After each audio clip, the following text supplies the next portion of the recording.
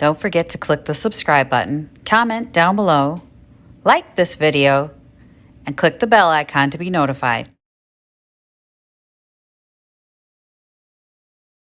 Good morning. I'm in the she shop. I'm in pain everywhere today. I have a migraine.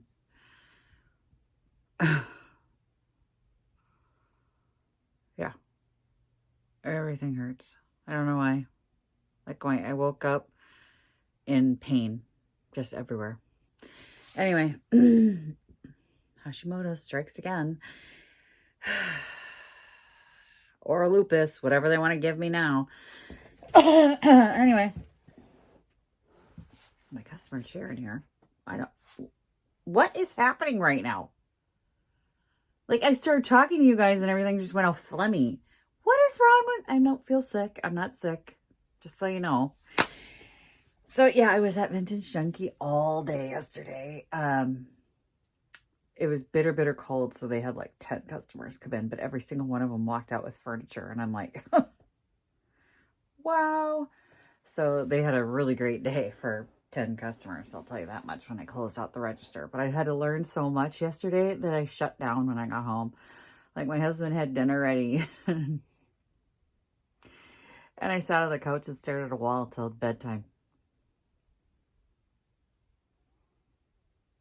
The older you get, the harder it is to learn new things. And I didn't even realize how exhausting learning was.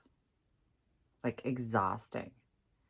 And I didn't even learn, I mean, I use Square for my business, so most of it I kind of knew. There were little things that were idiosyncratic to the actual business itself that I had to learn. And I'm like, okay, I hope I remember that. I hope I remember that. I hope I remember. There's notes. They have notes because they just changed over to a brand new system where you barcode scans. That's all new for me. But they just changed over to that. And so everyone's learning that part. That's kind of nice because that means the full step-by-step list of notes is right there for everyone. So I'm not the only one who has no idea what the brand new process is. We're all in the same boat, but it wasn't that hard. Like, I figured it out pretty quick. Oh, but it was exhausting being in a new location, you know, and that I wish I had brought a book because it was so dead. Like, the 10 people that came in bought furniture, so that was awesome. But then in between those people, it was just long. I want to get this chair done because I want to get it to my customer. I want to get paid. I want it out of here and I want to get paid because I want to do a fun project next. I'm bringing the waterfall dresser up next. So this has to be done soon. Let's get after it. My mother-in-law is coming to watch the rest of the Beatles today. So I'm kind of looking out the window at the same time, like waiting for her to show up. That's that Beatles documentary on Disney Plus. Is like 8 hours long. So she came once before, only got half of it done. So she's coming today to finish it. It is bitter cold again today. I'm in pain. Can you tell? I'm like, oh, my muscles hurt everywhere. And my body's betraying me today, and I need to get stuff done because I got 0 done for 100 projects, 100 days. I believe. Now, don't quote me on this, but my goal is to have the Christmas for Free experiment on the website tomorrow. So hopefully on the blog, peonylanedesigns.com. Hopefully you'll have all the information on the apps that I'm using for my Christmas for Free experiment this year. There are new ones, and I like them. Like, there are 2 new ones that I'm using, a bunch of old ones that went away, and then a little revamping that I've done, and I like them so far. One of them actually gives you money for every single transaction you make in your banking account. It's a data mining app, basically, that's, you know, sharing data for marketing purposes. They don't share your name, but they share your purchases.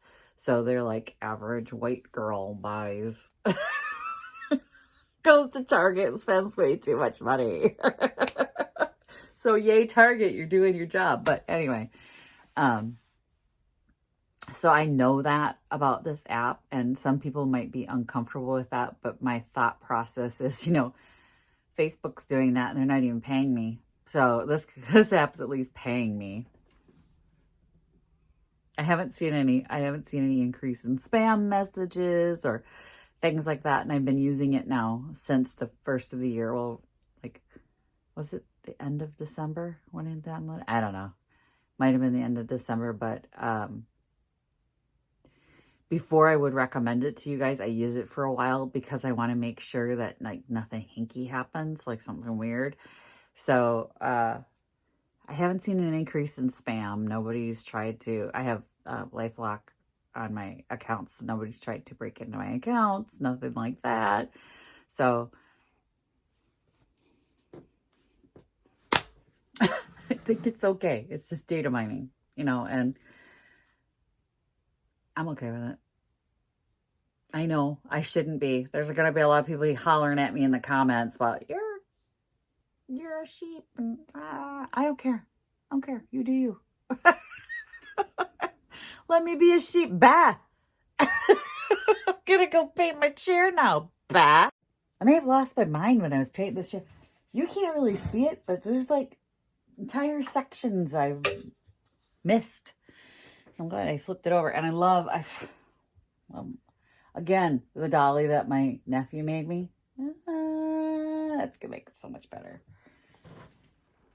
Oh, look at that. I found another spot. Just because it's gonna be shabby chic doesn't mean I get to do half A on it, So I better get to work. Guys, I need to get to work.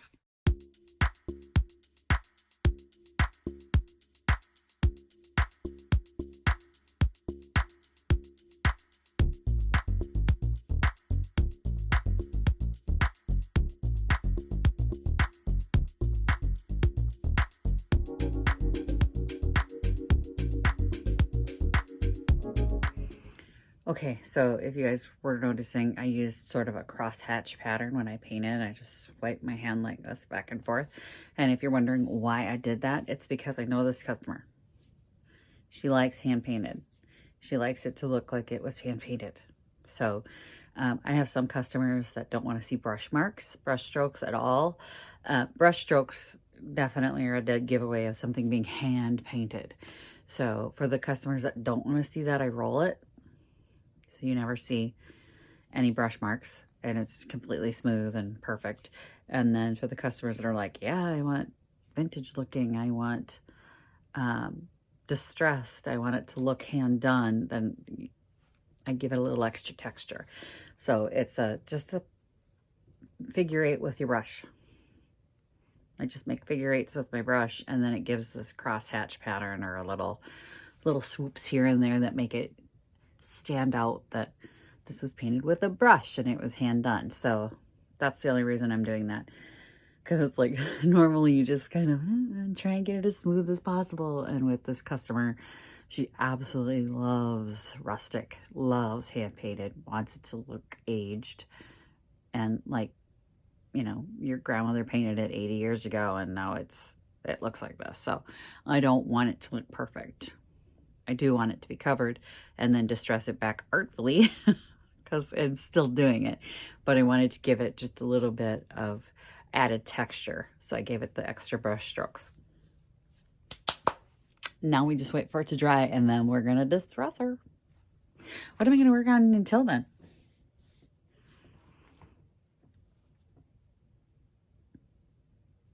I got to do a project to make up for yesterday's 100 project 100 days missing. Get my list. This is it. This is the one. Look at it. It's so nasty. Like, I get that they were going for a pillar that looked like it had aged and had, what is that? Moss on it. I think that's what it's supposed to look like. I don't want it to look aged. I want it to look aged, but nicely aged. So I'm going to actually, I had started one side to see if it would stick. This is the gray primer. I'm going to leave like the divots and stuff like that. And then I'm going to put a textured white over it. Well, not even a texture because it really has a lot of texture. I don't know if you can see. Like there is a lot of texture going on already. But I'm going to make it a white and let the gray come through in places. And, you know, maybe even some of the green, obviously, in those places. But I'm gonna get this base coated first. Somebody made it out of foam. It reminds me very much of a movie prop or a play prop that somebody had made. But I want to make it nice for a plant. That's my thinking, is that I will stage it with a potted plant on it and it will be cute. But to do that, I got to clean it up a little bit and get it covered. Cover the foam, the styrofoam, which I hope the primer doesn't eat that. I wonder if I should seal it first.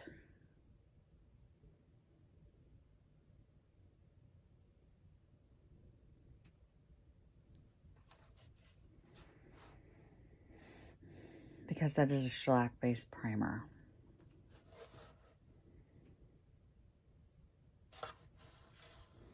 Man, it is nasty. It needs something, that's for sure. Oh, what can I seal it with? Oh, I know. We'll seal it with some Mod Podge. Mod Podge is water-based, and when it's dry, it'll be completely sealed. Yes, Mod Podge. Martha Stewart's Glossy Mod Podge. That ought to cut it. That will do the trick, I think. And then we'll paint over the top of that. Oh, I got to get pictures of it first. Okay, I'm glad I did that because the Mod Podge even sank into that stuff. So this will seal it so that when I start to paint it, it doesn't soak all the way in and just be like... I'm pretty sure that's what would happen. Sound effects and all.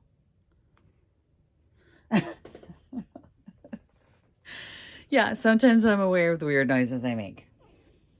Sometimes I'm not. Okay, I'm going to get the primer. I can paint the outside while the top's drying, so I'm going to not lose time waiting for that to dry. Because I'm waiting for this to dry. I'm not losing time waiting for that to dry, so I'm going to paint the outside that I didn't Mod Podge and get that primed up. Didn't use a chip brush. So, because it's the bin, I'm not going to clean this. I'm not going to get lacquer thinner out and clean this. I'm going to use the chip brush and get that all painted up.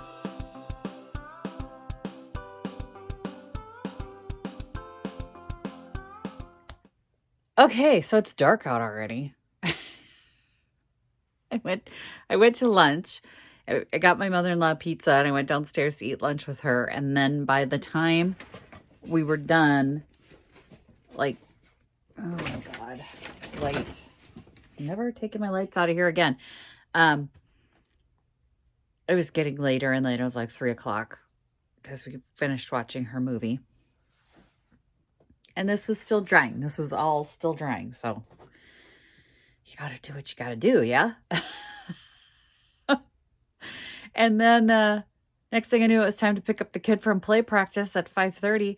And I leave the house and it's not snowing. But by the time I hit Forest Lake, where she goes to school, it starts coming down. By the time she actually got out of the school, it was full on, like, snow just dropped on us. Couldn't see the road by the time I got home. And I'm like, it's just getting really bad. Halfway home, and they're like, wait, I called. It's time to distress it. It's dry. Let's get to work. Let's abuse it now. Let's do all that work making it pretty just to beat it up.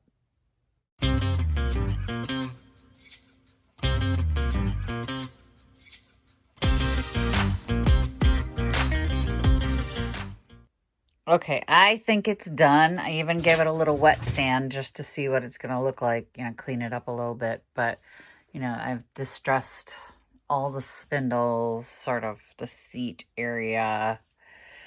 It's not going to be enough for her. She's going to want it more distressed, but I'm going to take a hot second and maybe look at it again tomorrow if I feel like I need to pick at it a little bit. I absolutely love how this came out. I don't know why this distressing just made me happy. It looks so natural. I'm very pleased with that. I gotta put my finger there for it to focus for you. But I'm really pleased with how that turned out.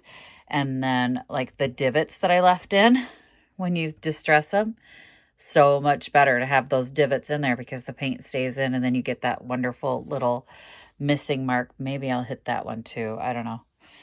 Like I said, I feel like I would leave it here, but I know she's going to want it super distressed. So I'll take a look at it tomorrow when I wake up. But for me, it's done. I think it's done. I'm going to call it done. This is going to be my project for today.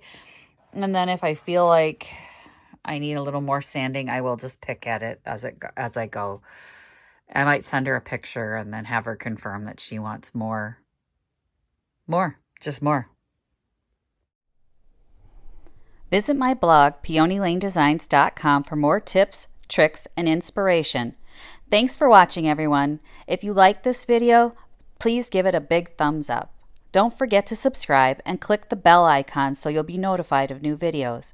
I post every week DIY tutorials and, of course, more Junkin videos.